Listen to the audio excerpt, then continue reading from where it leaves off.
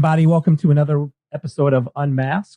I am your host, Neil Getzlow, joined by my producer extraordinaire, Ben Shrewsbury. Ben, thank you again for coming back this week.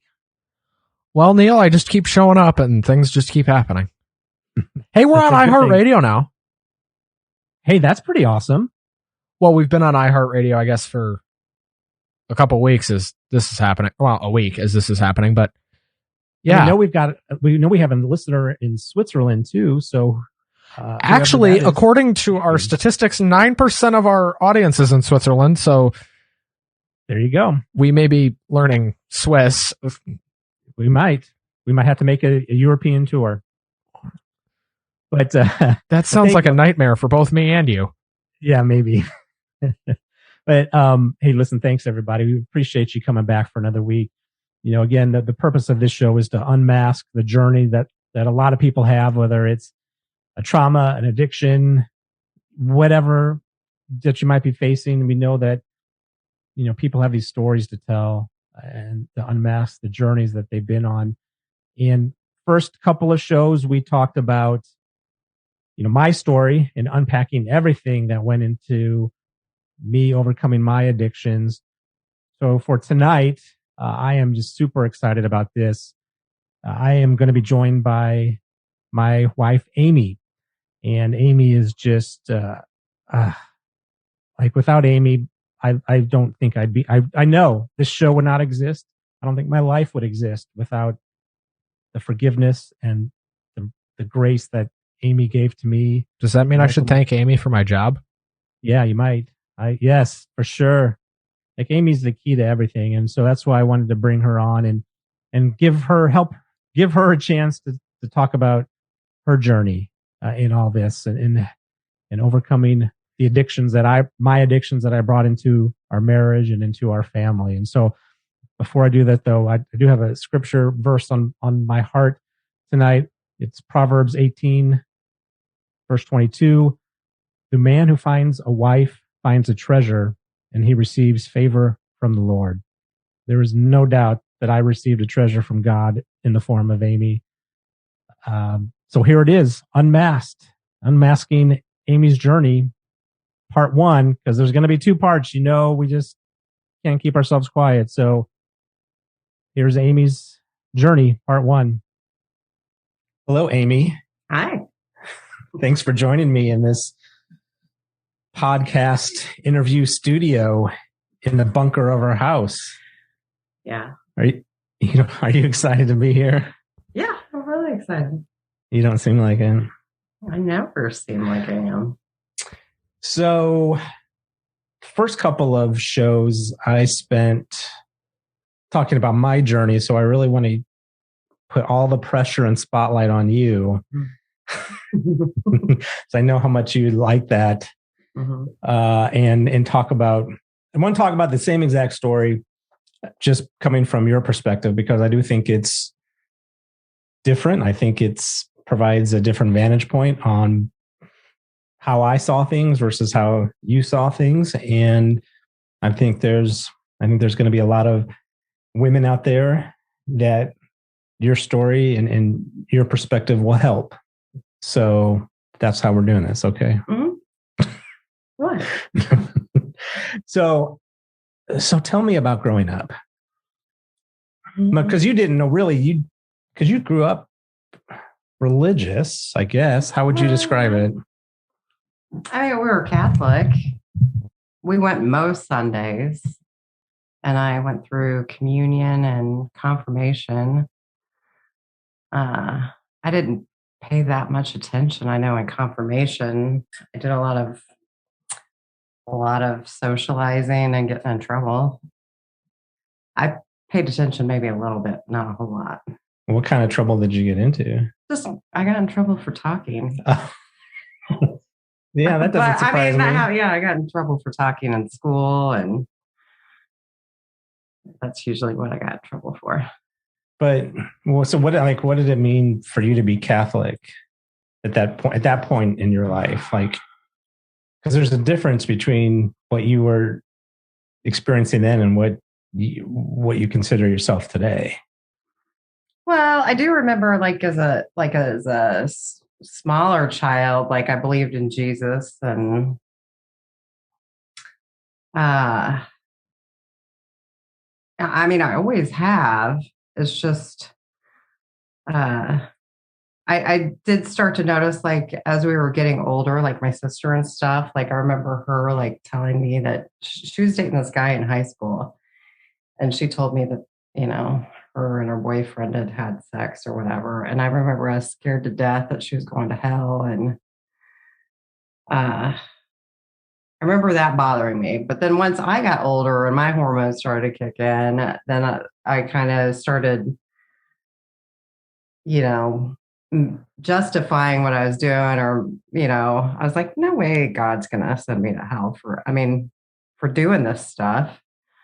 Even though in the back of my mind, I felt like what I was doing was wrong. But other than that, I mean, I just kind of felt like I was fine because I believed, but I didn't really know what that meant. Like, I didn't really know what you had to do to, I guess, get into heaven. I thought just believing in Jesus is how you got there.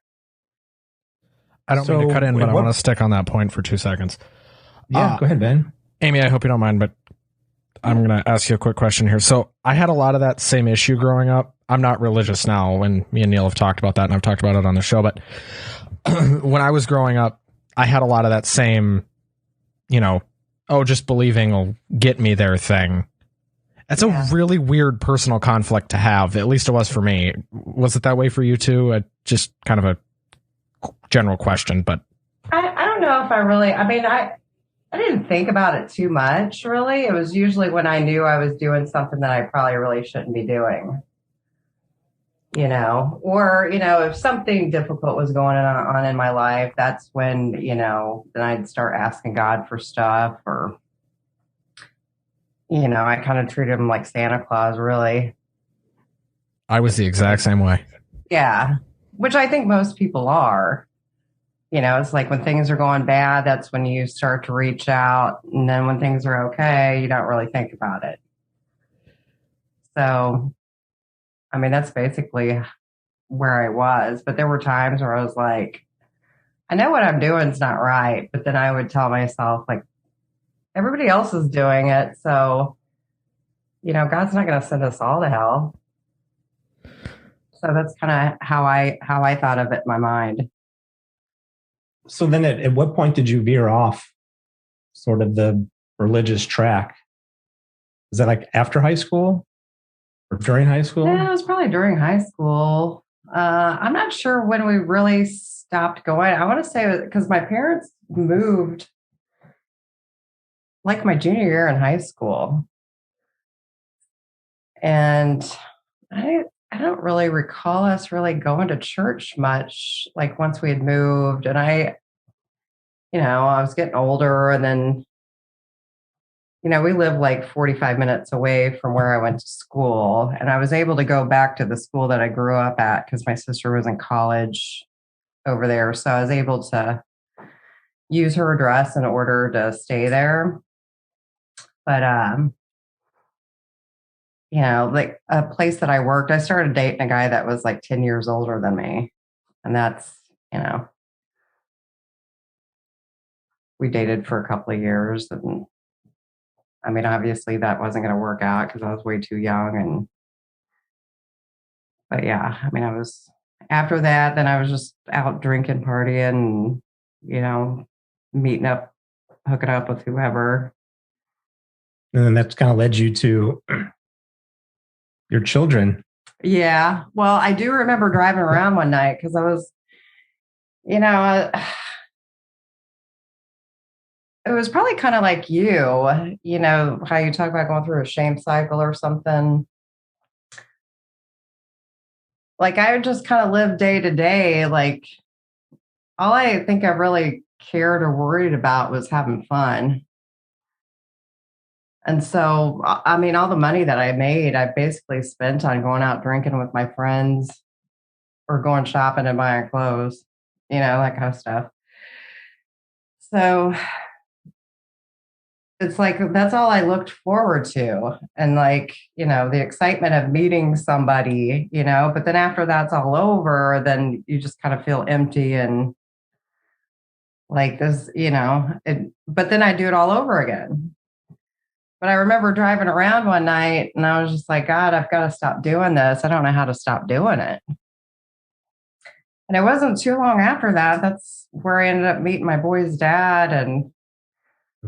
And I ended up pregnant like 3 months after I met him. And I did learn my lesson from him totally. Then I met my ex-husband, and I had 2 kids with my oldest boy's dad. And then after that, then I met my ex-husband, and I had my youngest son with him. How old were you? I was 22 and 23 when I had my oldest 2. And then I was 26 when I had my youngest. So what was, talk a little bit about the relationships that you had with both your first baby daddy and then your ex-husband. What were those relationships like? Terrible. I mean, I had nothing in common with my oldest boy's dad. Like, he would never be somebody that I would have ever really been interested in. Like I was dating that guy that was 10 years older than me, and really I was just trying to kind of break away from that. And, I would just kept making terrible decisions. And I was like, well, I didn't want to get involved with anybody that I liked. I just wanted somebody to, I guess, preoccupy my time. And then next thing I know, I was pregnant. And he was just, he's just he's very different, very confrontational with people. He has no filter.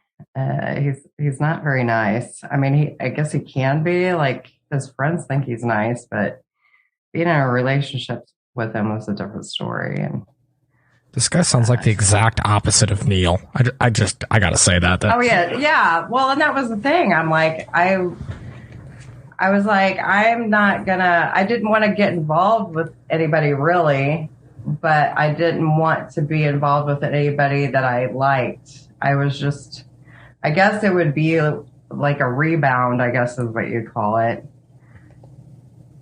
And I was just, kind of using that as a way to break off from the other guy. I just didn't want to be emotionally attached to anybody. Well, and I remember when you told me about both of those relationships, and Ben, I appreciate you saying that, and that is the case today, but that obviously wasn't the case, for a good portion of our marriage. And when we were first dating, I thought that it's like, oh yeah, I'm the nice guy. I'm not, I'm not this white knight going to rescue you from all this, but definitely well, this is I'm being compared to Shrek and Frankenstein. So I got this made, and then suddenly things went sideways in our relationship, thanks to me. But there was a little twist that happened because, well, why don't you share how we met? Oh gosh. Well, I don't hardly know anything about technology. I've never really been interested in computers or anything like that. And so I'd call my dad up when it was time for my credit card bill to be paid and be like, it's time to pay it. So for Christmas, he bought me a laptop. It was pay your own bills. And so I was like, okay. And then my best friend was like, well, you need to get a MySpace account. And I was like, I don't know what that is. Wait a minute, Ben, do you know what MySpace is? Yes, Neil.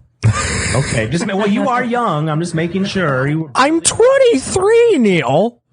I'm not 12. Yeah, but when MySpace was around, that was... You and I met in 2008. Yeah, see? You're making me look like a child here. No, I'm just making sure because, well, hey, look, I feel like an old man. Sorry. Anyways, sorry. Well, Neil, you're not even double my age, so you're okay. Yes, I am. But How old are you? 23. Oh, my oldest son is 23. All right, we're derailing very quickly. Yeah. What are rails, Neil? We don't have those here. This is unmasked. There's no rails. No, that's a good point. That's a good point. I just kind of talk whenever I want. That's literally my job. That is the rule. Yes. Or that is the yes. That is, you will definitely have permission to do that. Rule number 1: there is no rules. Continue. That's right. So you. Yeah, I got well, me and Jill made a MySpace account.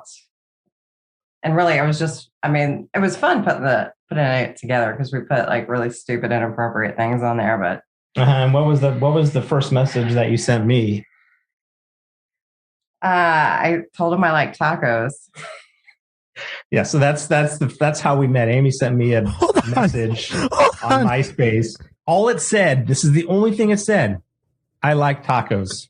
Hold on. Kidding me? Okay, I know I'm talking a lot here, but what? Well, I think I must have mentioned tacos in my bio. No, you didn't. What? You had something on there that like it looked like a form that you had filled out. Yeah, it was like one of those quizzes things. I think on there you put like pizza or something or whatever. And so I was just like, I didn't think I was ever going to talk to him. I was bored out of my mind. Like I had 7 friends on Facebook. How many years later you're married to the guy? I like tacos. Yeah. You couldn't have come up with, I don't know, hi, how are you? It worked though. I mean, I responded. He was like, you had me at taco. Did I say that? No, you didn't. Oh, that would have been a good answer. I was going to say, you're giving Neil too much credit. That does not sound like something he would say. Mm-hmm. Yeah, that's what I said. And then he told me that he would be on Yahoo Messenger or something. Yeah. That in the evenings. I didn't know what that was. So he told me how to do that. And we talked for like 4 hours and then he asked me to lunch. And that's it.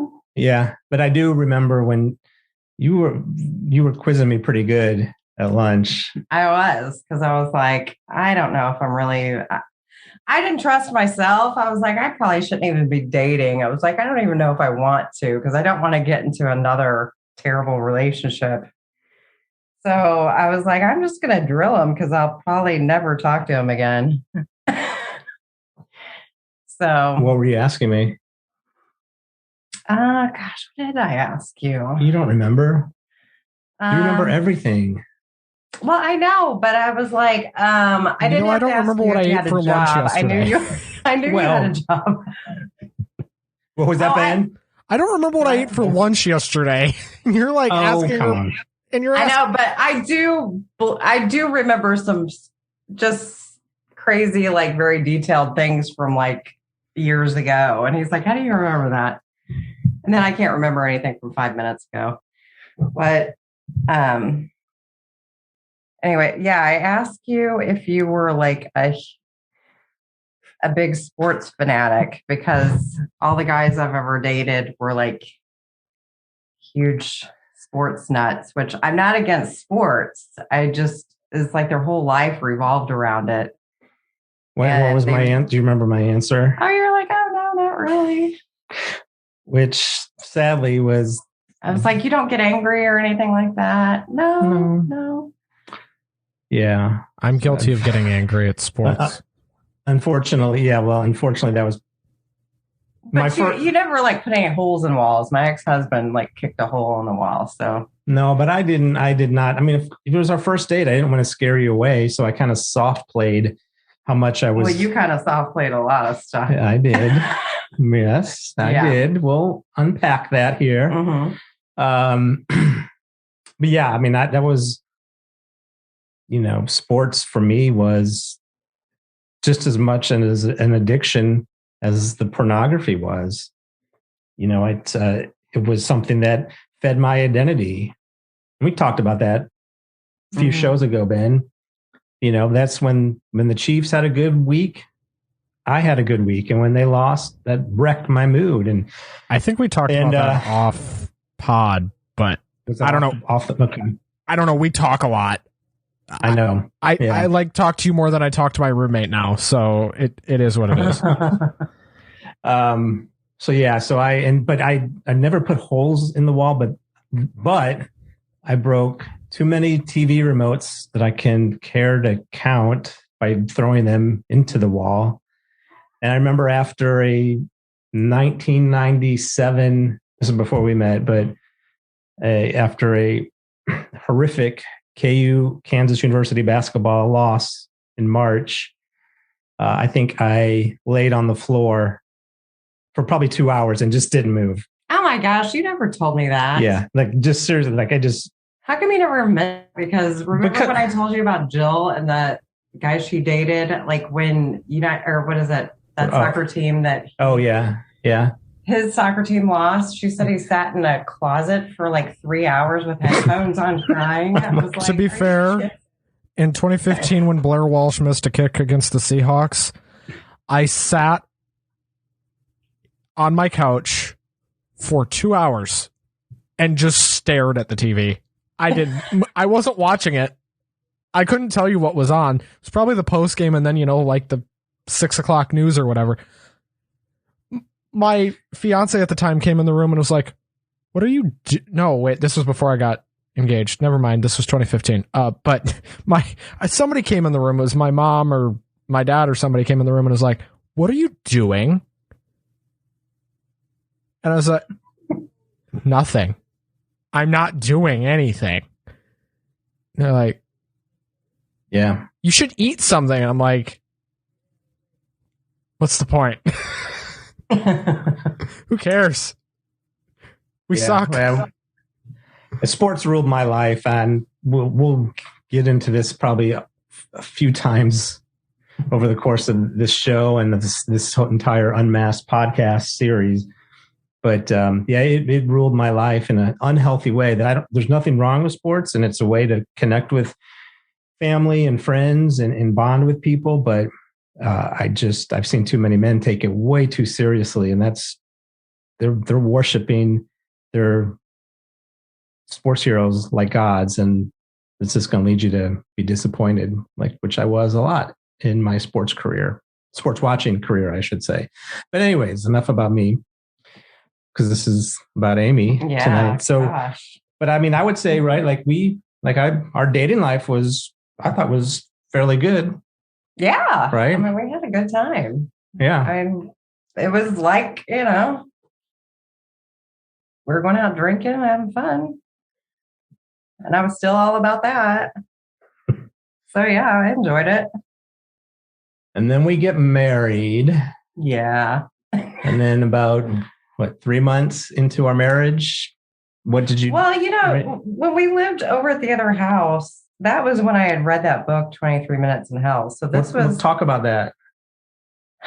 Well, I was at work and it was slow, and somebody had left that book on the table in the break room, and it wasn't very big.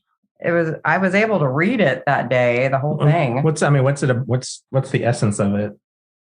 Well, this guy claims that he spent 23 minutes in hell. And so he's talking about that. And I don't know if that's actually true or not, but all I know is that it scared the crap out of me. And I just remember thinking, well, if hell is really real, I don't want to end up there. And so that shook me up. And I remember coming home and telling you about it. You wanted no part of it. You were like, you're not converting me. And I was like, I'm not. I'm like, just read this book. And you're like, no. Yeah, I wanted nothing to do with it whatsoever. And then I don't know. Somehow it was like I was shook up for a while, but then I just kind of went back to, things as usual for the most part. And I don't know how long that was before we moved. I don't think it was that long, maybe 6 months or something. I'm not sure. But then we moved into our new house, and that was a whole nightmare. And I mean, it was very stressful, and I don't get stressed out really, hardly ever. It was just seemed like everything was going wrong. And I do remember praying to God that time too. Gosh, I can't even remember what I said. I think I'm not really sure what I said during that time. And then after we'd gotten married, because we got married like 3 weeks after we moved into our house. And I remember feeling kind of bummed. And I think part of that is all the excitement leading towards the wedding, and You felt bummed after we moved into this house that we're in now? well, yeah, like after our wedding and stuff, it was like I felt like, Right. you hit the climax and now it's just like regular life. Right. And then I remember sitting down on the back deck thinking like, okay, now I have everything that I want. Why am I still like bummed out?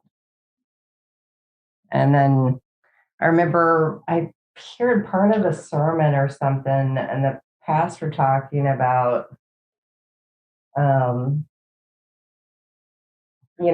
like once you get everything that you want, basically, you're going to find out it's not enough. And nothing's going to fill that void except for God. So, and now I'll bring this back to sports for me. But that was, I mean, seriously, okay, this is just how much I loved sports. In 2000, it's the summer of 2019, the St. Louis Blues won the Stanley Cup for the first time ever. And then about 6 months later, the Kansas City Chiefs in February of 2020 won the Super Bowl. And the Royals won, right? Well, that was way was before. Was that before that? Yeah, that was way before that. We don't care about that. Well, anyways, but at that time I was like, well, I can retire as a sports fan. My two favorite teams have reached the pinnacle. But after all that faded away, I was still trapped on all these addictions and sins that I had in my world, and was still searching for more, So I not the same, but I totally kind of get it. Well, yeah. I mean, the Bible says that our eyes are like never satisfied. Like we always tell ourselves, like, if I just get this, or if this thing happens, then this is all I need. And then once you get it, then you're like, oh, good, I got that. But now you're like, what else can I need something else. So talk about the kind of the timing of when you got saved and when you became born again, because that happened about 3 months after we got married. Yeah, that was about 3 months after we got married, and it was just, oh man, it was hard. Like I can't remember all the details of it. All I know is that, like I had heard of spiritual warfare, but I didn't know what it was. And I know I was going through that. Well, a woman that I work with, she's a Christian. And so I felt comfortable talking to her. And that's what she's like, you're going through spiritual warfare. And I mean, it is just like a horrible anxiety. Like, I lost 10 pounds in like 2 weeks. It was just so bizarre. Like I didn't like being in the dark, and I mean, I don't know how to describe it other than just having like severe anxiety, and then like a heaviness, or kind of like kind of a hopeless feeling. I'm not sure how, and I was like, I couldn't explain it to Neil. I know he knew something was going on, but I already knew he thought I was crazy. No, not yet. Well, I don't know if you did or not. I don't think I thought you did by then. No, I didn't. No, No, you did, because I remember we went out to eat at Port Fonda with everybody, and I had lost like 10 pounds, and I just felt awkward there too. I mean, I just felt awkward being around everybody. I didn't know how to act anymore. Okay. But I was like, gosh, I mean, I kept praying about it. I was like, how do I get this feeling to go away? And then, my friend at work was like, Satan's trying to, I guess, keep you from, it's like once you give your life to Christ, it's like he's trying to get you back. Like he wants you to fail. And so that was a horrible, horrible feeling. And I want to say it lasted 2 or 3 weeks at least. And I remember I did lose at least 10 pounds. And that is not like me at all. Like I don't hardly worry about anything. And what do you, I know you remember my reaction when you told me. Oh yeah. I was like, I knew you thought I was nuts. And I didn't know how to explain it to you. That was the hard part. But the hard part too is the fact that like you didn't want to talk about it, like you didn't want to understand it. Like there was no concern. You had like no concern for like what was going on. You're just like, I want no part of this. And then you were like, I got to get out of here. And I knew you were going to go tell your friends that I had lost it. And you were like, I just had a pretty good feeling that that's what you were doing. Yeah. And I did. And I left and went straight to a friend's house and basically said, Amy's lost her mind. And, Jesus talks about in the Bible that, his followers are going to be persecuted for their beliefs. And that's what I did to Amy. I did that for, let's see, a good 7+ years. I persecuted her because I blamed her for going into this relationship with God and with Jesus. In my mind, now she left me behind. She's got this new thing, and it's true. What happened to us? Her old life passed away, and she has this new life, and I didn't want anything to do with it. And so I thought she was crazy, and I treated her as such. And then I think that's where my addictions flared up again and sort of led us down to this crazy path in March of 2020. And I think that this is a good time to wrap up for this week. We kind of teased you and want you to come back next week, and we'll get into Amy's reaction to getting a phone call on March 1st, 2020 that I don't think either of us will forget. And it's a phone call that changed the direction of our life. So come back next week. Amy will be back again. We'll keep the conversation going. We do thank you so much for joining us this week. And we'll leave you with this thought, everybody. Jesus did not come to hang out with the saints, did not come to hang out with the righteous. He came to hang out with the sick and the sinners of the world, like you and like me. Have a good week, everybody.